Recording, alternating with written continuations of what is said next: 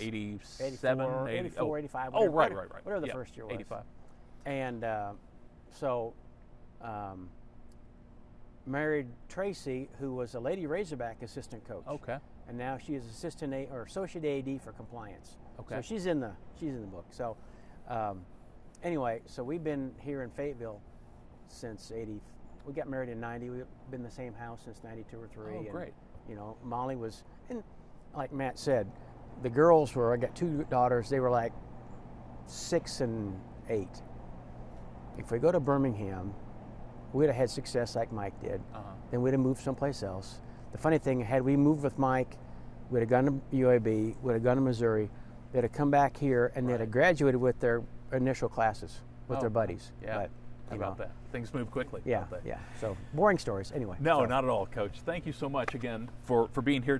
Tell me, if you will, first, tell us your name and your connection to the University of Arkansas basketball program. Wayne Stehlik, and I was assistant basketball coach for the Razorbacks from 85 till 2001. Okay. How did you come to connect with Coach Richardson? I had been the head basketball coach at Baker University in Baldwin City, Kansas, right below Lawrence, Kansas.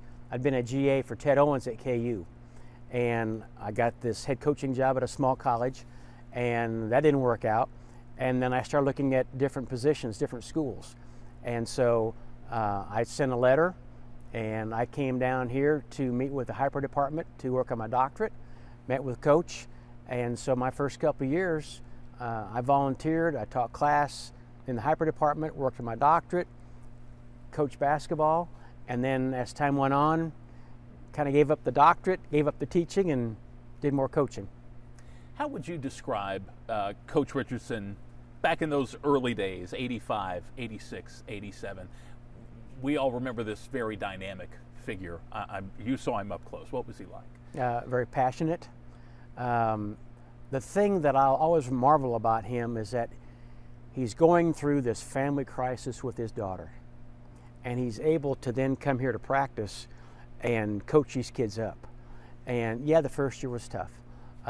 Second year we got the NIT, but the ability he had to walk on this floor or in Barnhill's floor, and we're going to coach now. Now, when he left, he was going to focus on his daughter. But when he was here, he was focused on how can I get him better? How can I get him better? How can I go out and get better players? All these things. It was just masterful how he was able to separate those two, but then still be a great father to a daughter who was not ill, and then try to run a great basketball program. He seemed to have an innate ability to connect with these young people, to command their respect. How did that all play out, you know, between the lines and behind the scenes, things that we didn't see? The kids, the players, they always knew that he loved them. And once those kids know that any player that you've had come through here, they knew that he loved them, and if they got in a pickle, they could call him. He may not like it, he may be upset by what took place, but they knew they could call, and they knew that he loved him. And once you get those kind of players on board and understand that this guy loves me, they'll go through a brick wall for you. What was it like to work for him? I know not all head coaches are easy, and the life of an assistant coach can be tough. What was it like for you? Challenging. Yeah. I mean, it was a lot of long days. Get here early, watch film, and then of course practice, and then break stuff down after a game's done. Depending on how you won or how you won or lost, how that played out. We're gonna visit about some stuff, and then many times I would give him. I did the scouting for many years, and I gave him a packet of stuff after that game, so that when he went home to his condo or to the farm, he had stuff that he could look at. Here's their top 7 players. Here's some things they do. Who's going to score? Who's going to shoot free throws? The whole bit, and then a couple of tapes. A lot different nowadays than back then. But he had expectations for you. He let you do what you wanted to do. Okay, here's your job. Mike, you do this. Scott, you do this. Note, you do this. When you do this, go do it. If you need help, I'll help you. But he was a macro manager. Wasn't looking over our shoulders. And then the neat thing is that when you got done finishing the year, recruiting was done, then it's okay, we're going to have some staff meetings. And staff meetings were 18 holes at Springdale Country Club, Paradise Valley, and we would play some golf. All 5 or 6 of us would play, get done, and maybe talk some basketball. Okay, how are we at with this recruit? Where are we at with this guy? Where are we at on scheduling? Where are we at on this? And we just called them staff meetings. And he'd walk down. A staff meeting, Springdale Country Club, 10 o'clock. Or we talk about basketball camp. So you went through from October 15th through the signing period, 1st of May, whatever, and then it kind of got a bit more relaxed, but then a lot of good golf staff stories out there that it was just 4 or 5 guys playing golf. That's excellent. Coach Richardson had a profound impact on the sport of college basketball. How do you think he did it? Well, he was a trailblazer in a lot of different things. Being a black coach here, being a black coach at Arkansas, Tulsa and Arkansas, he always was doing things different. When he began his successful career in El Paso, he had little guys out there that we're going to get after it. He didn't have the big kids, the big 5 kids, 6 kids in high school. And so he always found different ways. So when I come here, I'd been with Ted Owens at Kansas for a couple of years. I did my own thing, and I come here and we're going to do this. And it's like, And then we're going to do drills, because everybody used to do drills all the time. And then maybe, okay, we're done, we're going to shoot a little bit. Well, all of a sudden, we're going to do some drills, and then we're going to do some 1-on-1, some 2-on-2, some 3-on-3, some 4-on-4, 5-on-5, and we're going to scrimmage. Because that's what you do in a game. He always wanted to say, what can we, let's take our practice to the game. Well, what's a game? A game is playing. A game is shots here, shots there. And so it was really interesting to see how he would tweak some things to get us to make practice like a game. And so take your practice to the game, we'll be all right. Darnell Robinson once said that Arkansas basketball is on another level. Each practice, he said, is as hard as my toughest high school game. That's what it was like, huh? Sure. Well, in the championship years there, we're going 5-on-5 and a lot of times we'd go 5-on-5 for 4 minutes. Well, why do you go 4 minutes? Because there's always a TV timeout. If a game ever goes that long without a foul or something, you can go 4 minutes. Well, how many teams can really go 4 minutes without stopping? And so we're going 4 minutes, and yeah, there's some banging going on, and coach doesn't call it, we're playing. And so there's a mental toughness, there's a physical toughness, and there's an ability that we know that we can play for 4 minutes without stopping, and that's the longest it's ever going to really happen in a basketball game. Wow, smart approach.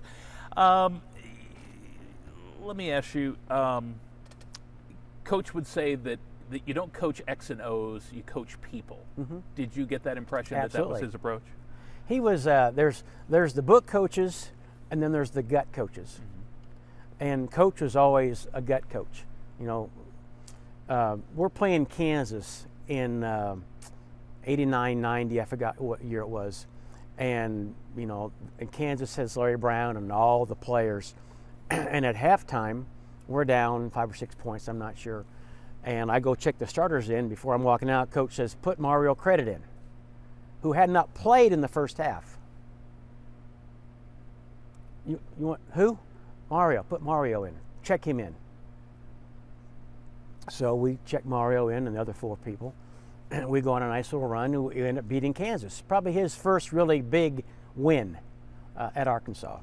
And it's like, Coach, why did you think about putting Mario in? My gut told me that he would have a good second half. He would handle a couple of their post players. And that's what my gut told me. Now, the book says, no, don't do this. What is it now? Analytics? The analytics, it's 4th and 2 from the 50, go for it. It was his gut. And do you call timeout, late in the game or let him play? whatever his gut told him to do is what we're going to do. And it worked out pretty good. He had a good gut. So we talked about those first couple of years that they certainly didn't live up to anyone's expectations. But after that, the team starts winning Southwest Conference championships, Southwest Conference tournaments. They go to the NCAA tournament. They go to the Final Four. Can you kind of walk us through what that stretch was like from maybe 1988 to 1991, that first real explosion of success for this program? Well, from where I sat, it was an awesome experience to be involved in one of the best programs in college basketball. And when they're talking about this program and that program, they always talk about Arkansas. It's always in that conversation, which is pretty special. But we worked hard at recruiting players to get them here. And then when we got them here, we worked them hard on fundamentals to get better. And we were gifted to get some great athletes, but we had to develop them so they could go to the next level. And then they bought in. They got used to the 1-on-1s, the 2-on-2s, the 5-on-5s, the 4-minute periods of practice, all the things that we did. As Coach would call it, the 40 minutes of hell was in practice. The 40 minutes of things that we did to warm up for practice got you prepared for the rest of practice. And no one else was doing that kind of stuff in practice. But the talent level got better. I think our coaches did a great job developing what we had and keeping things simple so that we're not thinking a lot, we're making plays. But when you got some great players who can shoot it, and we can defend, and we can rebound, things just kind of fall into place.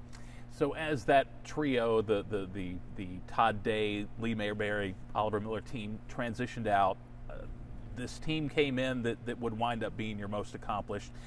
I want to ask you about the guys individually as you brought them in. When you were recruiting them and bringing them to Arkansas, what you believed you were getting. Corliss Williamson.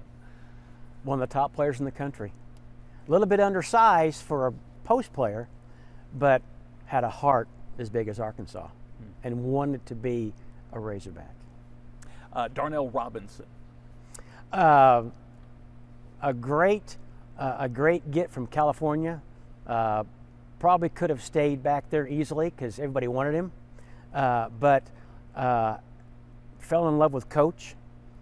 His mom fell in love with Coach, and that goes a long ways when getting players from wherever to Fayetteville. I bet. Lee Wilson, another big man. Great skills in high school. Really liked what he did.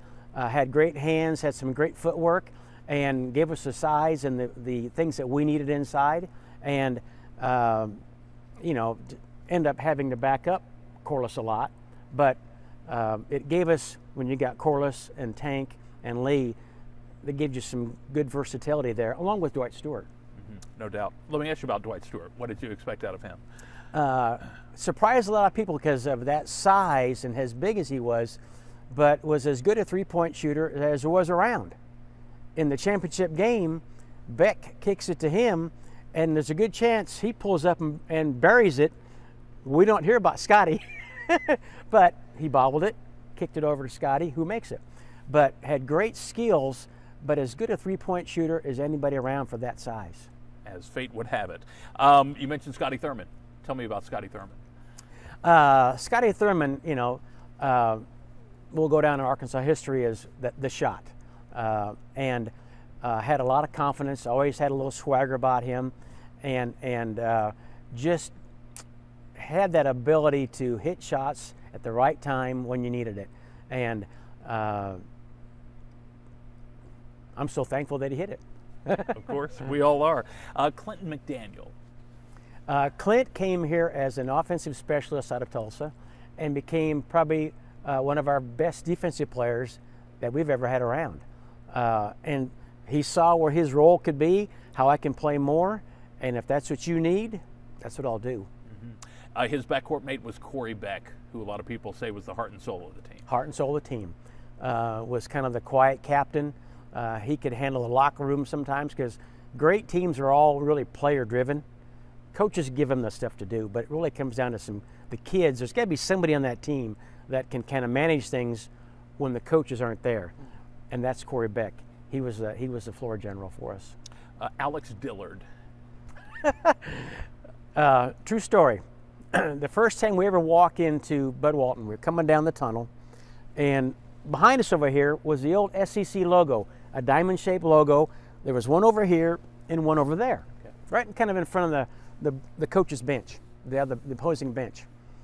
And we walked down, and he said, "Give it to me, Coach." So I tossed him one. He pulls up from the diamond, buries it. Give him a second one, buries it. Toss him a third one. He said, "Bank shot."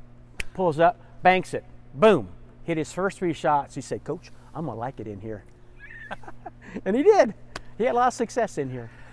When you assembled this group, did you believe that they would be the ones to deliver a championship to Arkansas? Well, we knew we had a chance. I mean, we all certainly thought the Lee Todd O group, 90-91, would do it. You know, we got the Final Four in 90. We were a better team in 91 than in 90 when we added, we had Lindsey Howland there and Butch Morris. But it just, we had one bad half against Kansas. A couple guys kind of got dinged up, and we didn't respond properly. But that was a team that really, when you analyze it, should have been Vegas and Arkansas in the final game, and it didn't work out that way. But and things just had to fall our way with Scotty and Corliss and Dillard comes in, and then Roger Crawford comes in. All these guys come in, but they buy into it. They had ownership in it, and when you had that much buy-in and ownership and the love for each other, even though they'll fight like dogs and cats, but there's a love there that you knew you had a chance. Can you give me 15 seconds? Sure, yeah, you bet. I get a 3-mile walk in the morning, so I'm thinking, okay, I got to think about this a little bit. Yeah. Okay, what happened down memory lane for me. Well, I hope it all comes back. So this squad was a lot of them in their second years coming into the 93-94 season that would wind up with the championship. This building opened up to open that season. How much did this facility mean to the success of that team? Oh, a huge part. Yeah. The Arkansas fans filled it up every night. And of course, all the games weren't always on TV, but they could listen to Paul Eels and Billy Rogers or whoever was helping at that time. They could listen to it or watch some of the games on TV.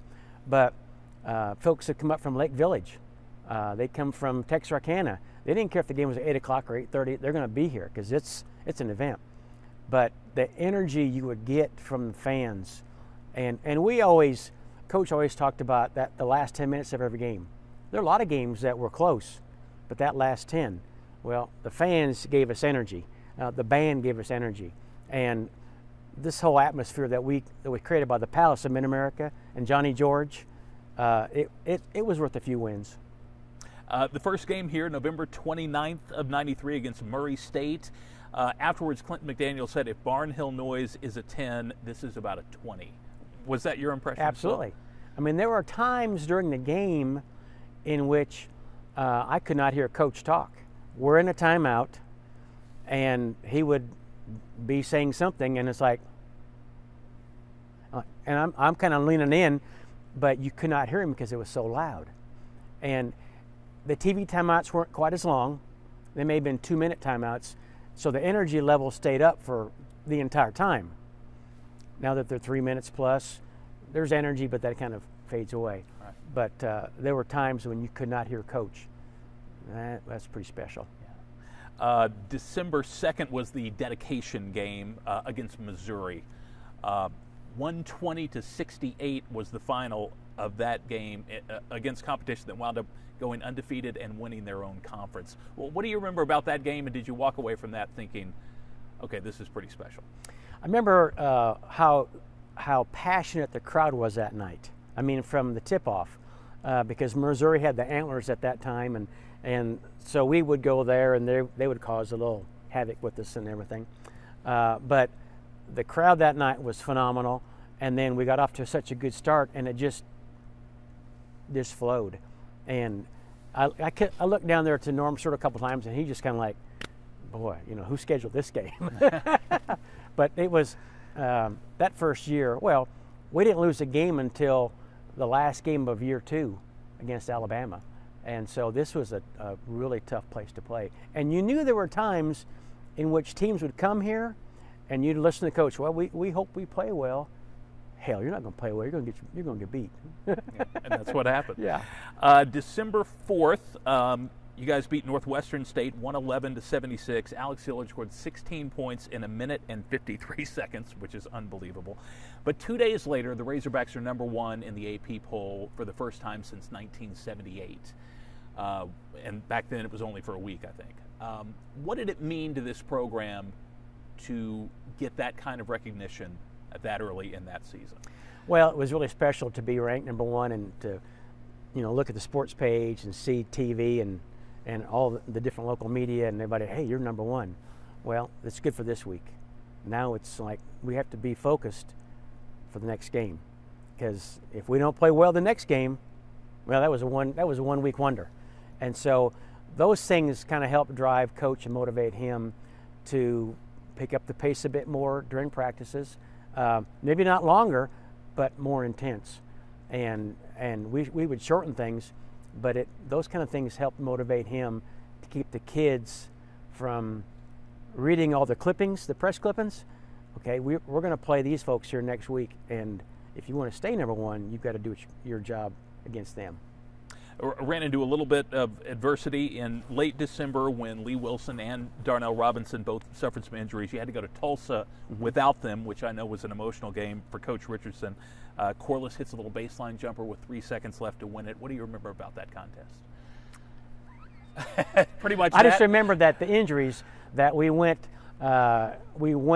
to Tulsa with injuries, and we knew we'd get a great game against Tulsa because they'd always been like that. But we hit shots when we needed to, because I think we may have even trailed a bunch of that game as you said that. I think we had to hit a couple of shots like Corliss to ease away. Do you think that was a special game for Coach with his history in Tulsa?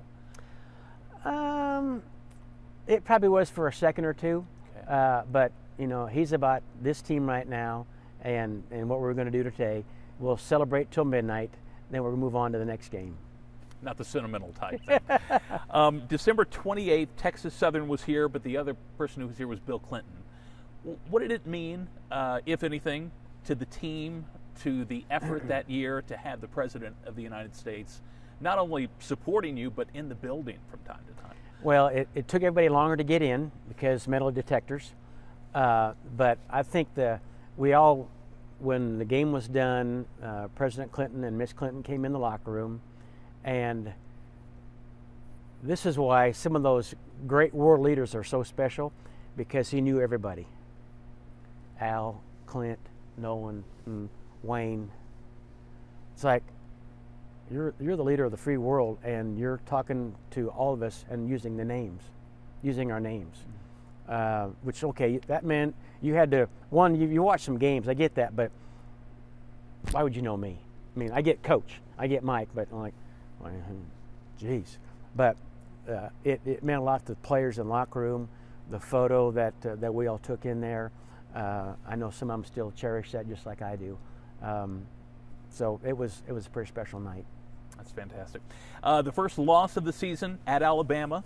A little bit later, another loss at Mississippi State when Clint McDaniel dislocated his shoulder. Then you guys go to Knoxville with what some called the biggest shot of the regular season. Scotty hit a 3 with 9 seconds to play, 65-64. After you drop a couple of games in a season like this, then go win a big one on the road, did the confidence ever dip with this squad and then get picked back up, or was it just business as usual? Well, it's funny you mentioned that about the Tennessee game. Somebody had brought that up earlier, that we had struggled that whole entire night. And I don't think we led much of that game until maybe the shot. And it's like, okay, we'd lost to Mississippi State. We lost by 1 or 2. We lost to Alabama by 1 or 2. Okay, have we peaked already?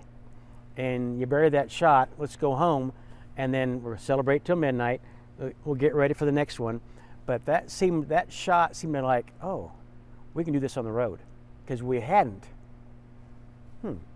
I think it was a boost of confidence, yes. Okay. Nothing boosts one's confidence like winning at Rupp Arena in Kentucky, which you all did February 9th. It was the second-ranked Hogs, the fourth-ranked Wildcats. They jumped out to a 15-point lead, and this team stormed back and won. A win like that shows a lot of character, I suppose. Well, and one of the times we went to Rupp Arena, we assume a manager at Kentucky, had went in our locker room on the dry erase board and put 33-1. That Rick Pitino had only lost one game at Rupp Arena, and I'm thinking it may have been this year. I'm not sure, but anyway, so we go knock them off there, and everybody comes in, and one of the players scratched out, 1 and put a 2, and I mean that was a great game because it was tough. It was Kentucky. But we given Pitino his second loss there, which was always special. So the Razorbacks spent 9 weeks at number 1, finished the season 24-2, 91 points a game. The average margin of victory 22.3 points. So as you end the regular season, are you thinking national championship with this group? No, we're kind of focused on, we got the SEC tournament, and that's going to be a good challenge right there. But it's continue to do what we got to do. We're leading the nation in scoring margin, not because of our offense, but because of our defense. It may be 2-2-1 back to the match. It could be full court, face guard, man to man. You never knew what was going to come from. But so many of our points came from the defense. Make a steal, make a deflection, kick it ahead, score layup, punch it down, whatever. And I think people kind of forget about that we shot the ball well. Our percentages were good, but we had a lot of layups because our defense was so strong, and Coach did not want teams to run what they want to run. If you're going to run everything to the right side of the floor, we're going to take that away, make you go to the left side. And then you're like, what do I do now? So we knew we were pretty good, but during the one-game seasons, you got to show up for all those games. Which is what the SEC tournament turned into, a one-game season. The disappointment of not winning the tournament, do you think that stuck with this team at all, or were they ready to kind of move on to the big dance? We were all upset that we didn't win it, but because of how we've been kind of trained, that we're going to think about this till midnight, and then we're going to go home. They're going to still play. We can't do anything about that, but we can get ready to go to our next, we're going to find out tomorrow where we're going, and then we'll start preparing. And back then, one of our support staff guys had video of potentially all 64 teams. So, of course, back then everything was on VCR tapes, things like that. You just didn't punch a button and pull something from the cloud. But we had some video in hand of all 64 teams that we thought would be in, and as it turned out, we were right. They guessed right. A lot of work to be done leading up to an NCAA tournament. So you guys traveled to Oklahoma City, number 1 seed in the Midwest Regional, the opener against North Carolina A&T. A 1 versus 16 is always kind of a game that you just have to endure, and we didn't blow them out, but we won. What was the feeling coming out of that first game? Got to win the first one to play the second. And if you don't win that one, we're going home and we're packing. And so we got through it healthy, at least that time. A lot of kids got to play. And those are some things that Coach thinks about, is that it's meaningful to get John Enskove or Reggie Merritt or others that don't get a lot of playing time in the games. And so I can't tell you off the top of my head if they got in, but those were games that meant a lot to Coach to get others in and get them some minutes to rest our starters, but also create some memories with those guys getting in some games. Winning earned the team the right to play Georgetown, one of the great coaching matchups probably in the tournament, with Coach Richardson and Coach Thompson as well. Scotty Thurman gets ejected in that game, but you guys managed to open up a 13-point lead and win the game. you had to go big, and with playing Darnell and Corliss and Dwight at the same time together in the second half, Coach said that there are many ways to skin a cat. Absolutely. But that game as a challenge, where did that rank in terms of, you know, how tough you had to be to get through it? Well, the little, I won't call it a fight, but the things that took place on the floor that really weren't related to basketball, it could have been a bit more severe for the players. Okay, they were rejected. But, you know, could that have parlayed into not being able to play the next game? Unfortunately, Roger Crawford broke his foot that night. And so then we, strangely, you know, we wanted to honor him, so we went and got the 31 badge made up at a local sporting goods store. You know, got it done on a Monday or Tuesday, had it sewn on, and we're going off to Dallas the next week. But then we're left with this one senior on the team, Ken Biley. But that game there, the toughness of a East Coast team and what Georgetown represented to these players when they were younger. You know, Corliss and Scotty, all those guys, they're at that age when Georgetown was really good. When they were younger, they're like 10, 12 years old, like, ooh, I want to be like Patrick Ewing. I want to be like, so they got to see firsthand how tough they were. And that really helped us down the road there in Dallas. Okay. Dallas was a familiar place for this program. Long history in the Southwest Conference. They are an 11-game win streak in the building. When you went to the Sweet 16, playing Tulsa again for the second time that year. A much easier win than it was during the regular season. How was the team feeling after that game? Well, the focus was it was as focused a team as I've seen. We'd go to our practices, we get in, we get out. Because they know they're on a mission and they know they've got a chance. And you know, let's get past Tulsa. We don't look past them, then we're going to play Michigan. You know, they've been in the Final Four the last 15 years in a row, whatever it is, you know. But there was a focus and a mission and a driven focus with that team at that time that this is working out pretty good. Yeah. You talked about how the kids admired Georgetown. They probably really admired Michigan as well because they were a high-profile program. 4 of the Fab 5 were back that year. Juwan Howard was awesome in the game against the Razorbacks. But we made 10 threes. We went on a 20-1 run, and we earned a trip to the Final Four. What was it like? How was the team feeling at that point? Well, we loved that arena. Like you had said earlier, we'd won 11 or so in a row. We felt good down there. It was like playing here.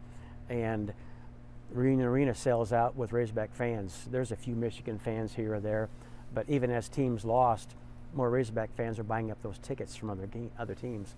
But it just, the locker room, I remember some people coming in, some fans coming in that we let in or Coach Burrows brought in, and it was just like, it's a dream come true. We're going to the Final Four. We've been there, so we know what it's like. So can we keep our focus for another week? Coach was named the Naismith Coach of the Year that same weekend. Do you think that impacted him at all? Was it? I'm sure he was honored by it, but was he more focused on the game than he was this honor? Yeah, it's about the team right now. It's about if I'm going to take that trophy, I'll cut it up 15 ways and give each player a piece, because if they don't do their job, I'm not getting this award.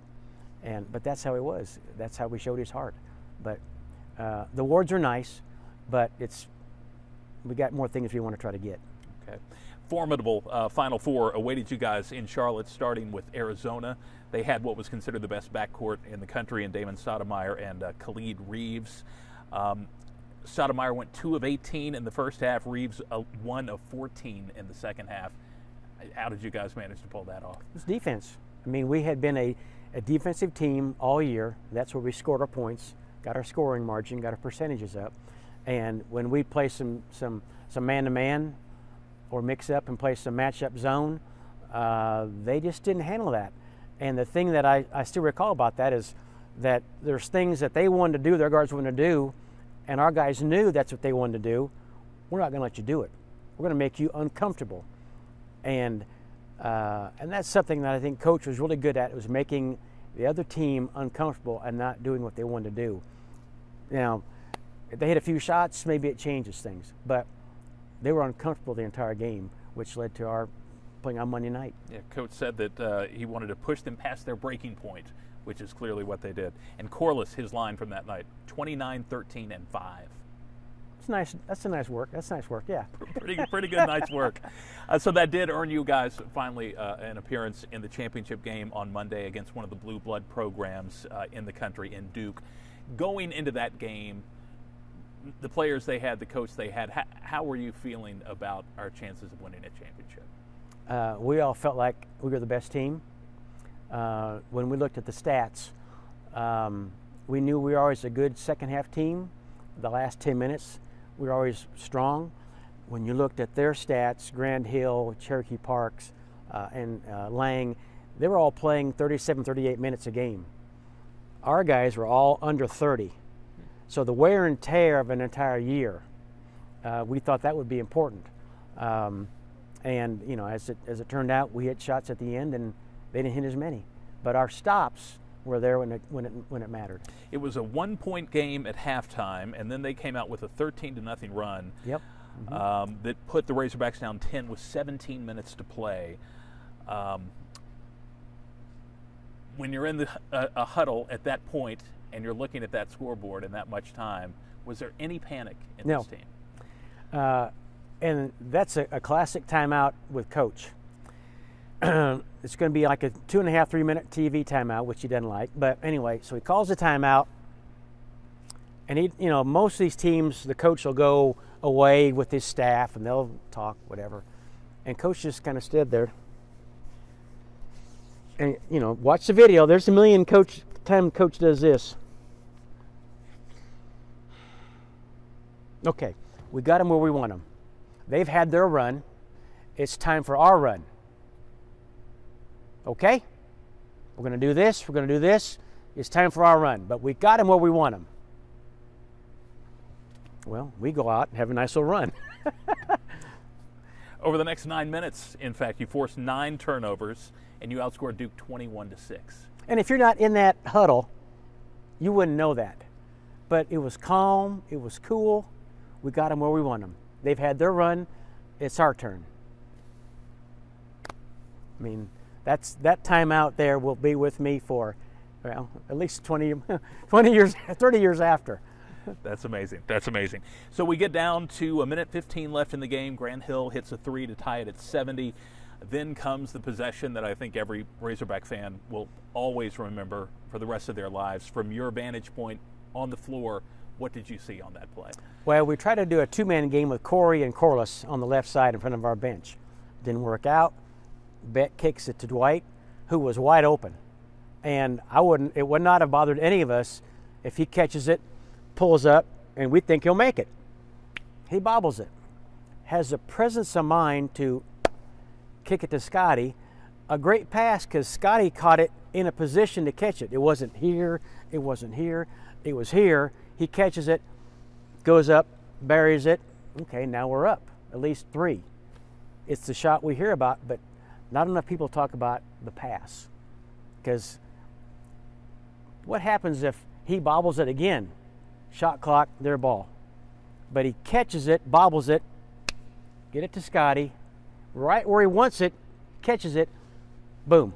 Okay, a bit more pressure on Duke now. When that ball is in the air, what's going through your mind? Holy moly. Yes! Like everybody. That was the only reaction, I think. So they finish it off with a defensive play, a steal at the end there, which, of course, as you said, defense turns into offense. When the buzzer reaches 0, you've got to feel like you've accomplished the goal of a lifetime with a great group of people around you. What was it like? We're all excited, and I've been fortunate enough that the hug that Coach and I had has been seen by a bunch. And I just hugged him, and I said, thanks, Coach, for taking me on this ride. And then we all but I just had a couple seconds with him, and then everybody shakes hands, and everybody's gracious. I turn and try to get Coach's wife and my wife. I can see Rose, and I can see my wife and Molly, And I need to go get them out here. And I mean, security's pretty tough. But I walked up there and I said, "This is Coach's wife." Okay, come on. And I got Tracy and my daughter Molly. And like I said earlier, I was going to eat the basket, and Roger's sitting up there, and Roger said, "Hey, Coach, give me Molly." Okay. And so for, I don't know, 5-10 seconds, there's Roger Crawford and my daughter sitting on the rim in the national championship. And the great thing for me in that case is that my parents live in Nebraska. They're watching it on TV. Tracy's parents are in Knoxville. They're watching on TV. They get to see their granddaughter. Like, that's Molly. They get to see their granddaughter. So that was kind of some of my emotions that I had of that night. Of course, then we go in the locker room, and President Clinton comes in, and again, he takes Kenny, Chris, Wayne, everybody, shaking their hands. And he and Coach, of course, talk and embrace. But something about that world leader, that he knew everybody there, that's pretty special. Yeah, it's special to culminate a lifetime of hard work, I know, for the coaches and the players with a championship. How special was that? Well, if you're in the coaching business, to win the national championship and or in some small piece, being an assistant coach, being a small piece of that, you're always going to be a national champion. I got rings. I don't wear much, but I've got a ring that there's 26 of them. The 1994 championship. There's only 26, and I'm one of them, which is fortunate. And so every time I see one of our players, like Corey Beck lives here in town, or I see Scotty, if I see Corliss, or I.L. Dillard, or John Inscove, or Reggie Merritt, I'll always say thank you. Because of you, I've got a championship ring. That's pretty special for me. For a simple farm boy from Nebraska, that's pretty special.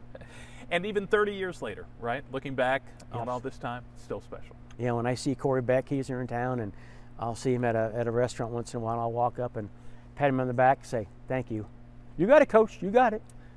So, and we'll always be the national championship, the '94 national champions, no matter what happens in the rest of the time.